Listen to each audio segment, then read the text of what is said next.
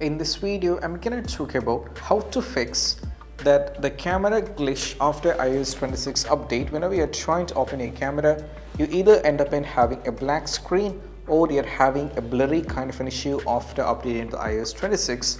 Then how we can fix it. So the first and foremost step is all about you just need to go over here, tap on the settings.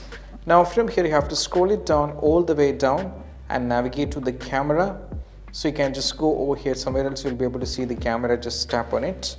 Now from here you have to scroll it down all the way down, and over here there is an option called lock screen, swipe to open camera. You should turn this off, then you have to check. That is what you have to do.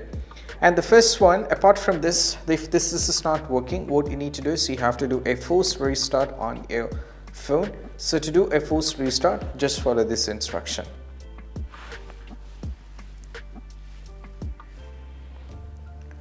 So guys, to do a forced restart, what we need to do is we have to press the volume up, then you have to press and hold this button over here, that's volume down. Then you just need to go over here, press and hold the power button unless and until you see the Apple logo. So what you need to do is let me press the volume up followed by volume down, and I'm trying to press and hold the power button over here. You keep pressing unless and until when you see the Apple logo you can just remove it.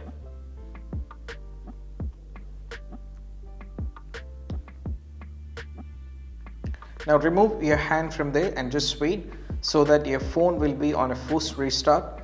Sometimes, like I always used to say, a simple forced restart can fix a lot of issue, so you can try with this.